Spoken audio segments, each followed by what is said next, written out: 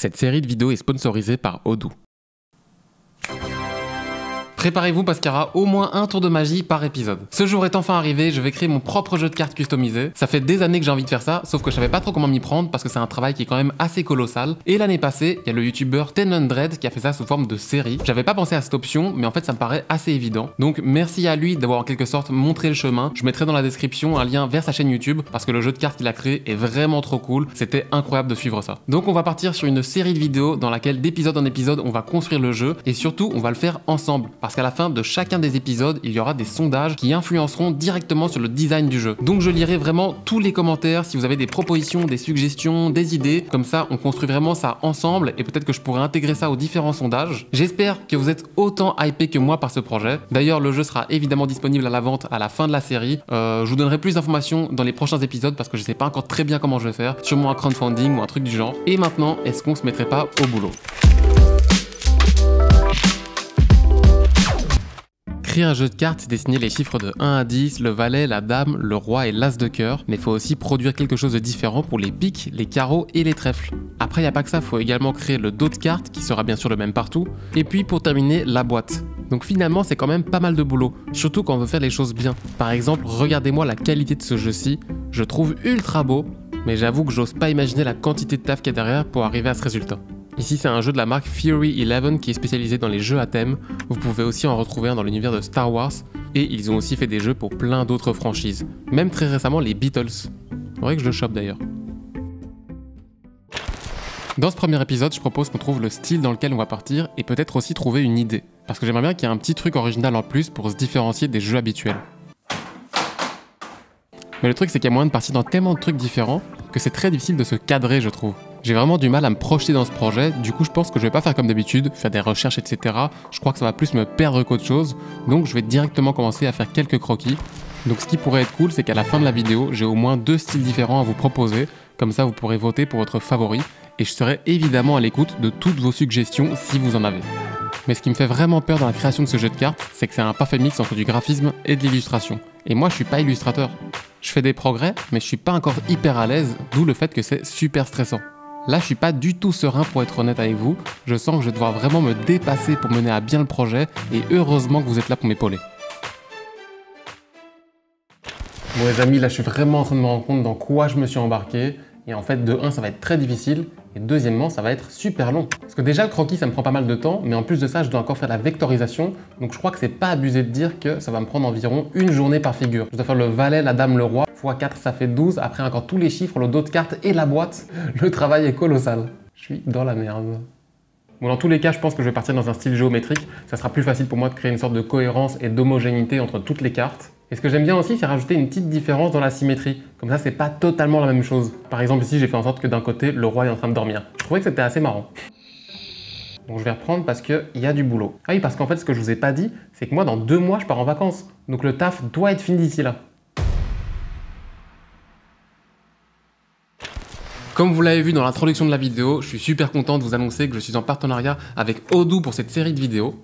Odoo, c'est à la base un logiciel open source de gestion d'entreprise, mais aujourd'hui, ce qu'ils veulent mettre en avant, c'est leur créateur de site web. Et sachez qu'il est possible dès maintenant d'avoir son site web et son domaine offert par Odoo. Du coup, ça m'a donné envie de créer un petit blog sur lequel je pourrais faire des récaps des épisodes, je pourrais également partager des pistes que je vous ai pas montrées en vidéo et documenter toutes les étapes de création du jeu. Un petit peu comme un carnet de bord en fait. C'est super simple et facile de créer un site web avec Odoo. Il vous suffit de cliquer sur le lien dans la description, suivre les différentes étapes. Vous allez avoir accès à plein de templates différents. Odoo utilise un builder de cliquer-déposer, c'est super facile à utiliser et donc vous n'avez pas besoin de coder. Et en plus de ça, ils ont une chaîne YouTube avec plein de tutoriaux. Odoo fonctionne avec un système d'applications que vous allez rajouter en fonction de vos besoins. La première est gratuite, donc par exemple le site web, et ensuite si vous voulez rajouter d'autres applications, alors là ça devient payant. Mais sachez que si vous voulez créer un petit portfolio ou alors un site web avec vos différents services, il est possible aujourd'hui de le faire sans débourser un seul euro. Par exemple, le site que j'ai créé aujourd'hui, je l'ai fait sans devoir payer et en plus de ça, la prise en main était super rapide. Un énorme merci à Odoo de m'accompagner dans cette série de vidéos. Je suis vraiment très content de travailler avec eux et je vous partagerai d'autres fonctionnalités dans les prochains épisodes. Et je répète encore une fois, toutes les informations sont dans la description. Je vais maintenant passer sur l'ordinateur, faire de la mise au propre de notre première carte et c'est là que je vais vraiment pouvoir commencer à m'amuser et explorer des styles. Parce qu'en vrai, il y a moyen de faire plein de choses différentes et justement, vous allez pouvoir m'aider à trancher aujourd'hui.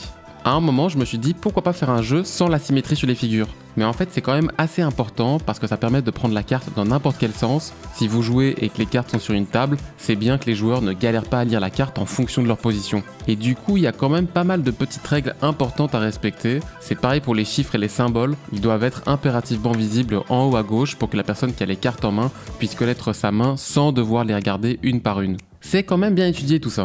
Donc je trouve que c'est cool d'expérimenter des choses un peu plus originales, mais il faut pas négliger l'aspect pratique du jeu. J'avance tout doucement sur la mise au propre de notre toute première carte et je viens d'avoir une petite idée. Enfin en vrai j'en ai déjà eu plusieurs mais j'étais pas convaincu, je trouvais ça trop kitsch ou alors juste nul. Mais je me suis dit pourquoi pas partir dans un délire avec différentes civilisations. Genre une civilisation par couleur et ici on commencerait avec les basiques francs entre guillemets qu'on peut retrouver habituellement dans ce genre de jeu-ci. Mais par exemple pour les carreaux on pourrait avoir les Égyptiens, genre on aura un roi et une reine d'Égypte et genre le valet ça pourrait être Horus ou un truc comme ça.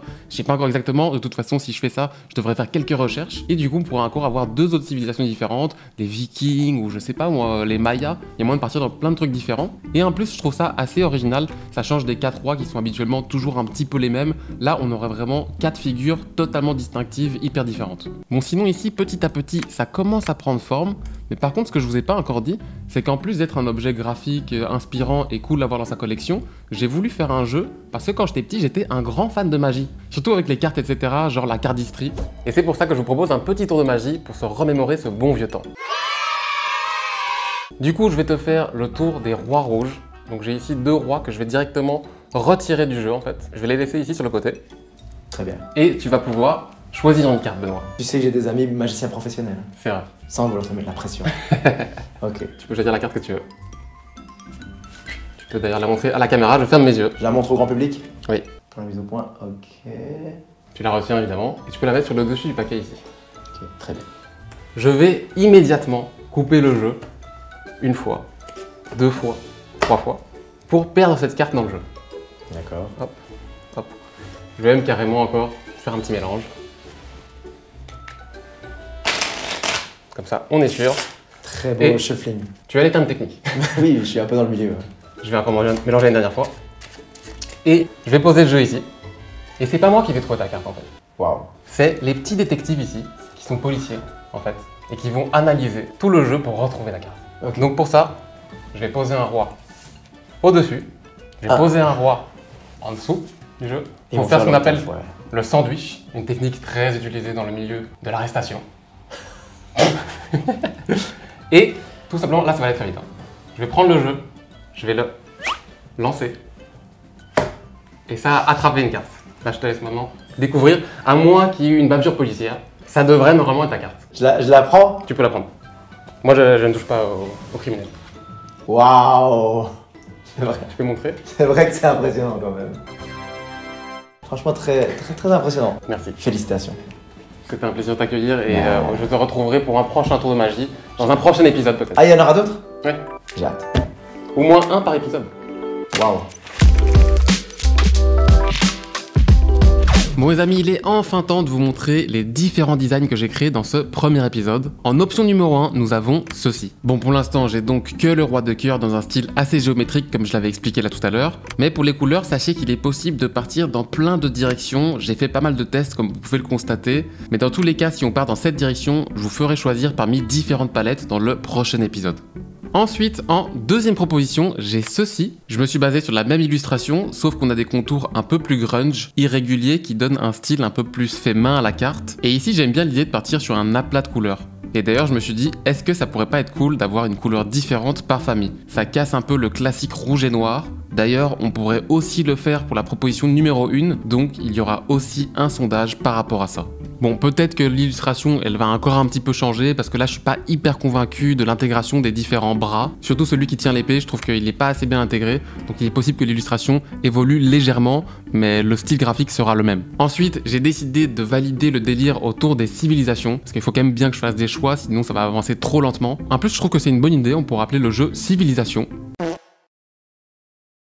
Ça me fait penser à un truc quand même. Donc, je compte sur vous pour me balancer un commentaire, un maximum de suggestions de civilisations. Et comme ça, dans l'épisode numéro 2, je ferai un nouveau sondage avec les commentaires les plus likés ou alors les civilisations qui sont revenues le plus souvent. Et on peut également trouver le nom de notre jeu de cartes. Bon, ici, il est juste écrit Playing Cards, mais je trouve que c'est quand même cool d'avoir un petit nom un peu plus unique que ça. Parce que bon, là, ça veut juste dire jeu de cartes. C'est pas ouf. Donc vous pouvez aussi me les proposer en commentaire, je vais aussi réfléchir de mon côté, comme ça on fera encore un sondage. Maintenant vous allez me poser la question, mais où est-ce qu'on peut voter? Comment est-ce qu'on participe au sondage? Eh bien vous allez pouvoir retrouver dans la description un lien vers le premier sondage qui se trouve tout simplement dans l'onglet communauté de ma chaîne YouTube. Vous y retrouverez les 2 sondages du jour. Gardez juste en tête que cette carte-ci est le style numéro 1. Donc le petit contour propre avec plusieurs couleurs sur la figure, et celle-ci est le style numéro 2 avec le petit contour comme si ça avait été fait à la main avec un gros aplat de couleurs. Et moi dans 24 heures je vais aller voir le résultat des sondages, je dois pouvoir avancer sur le travail au plus vite, donc il me semble que ce timing est plus que correct. De mon côté je vais continuer à bosser sur les différentes cartes, j'espère que cette série va vous plaire, j'ai trop hâte de lire vos retours, et je vous dis à très bientôt dans un prochain épisode. Ciao!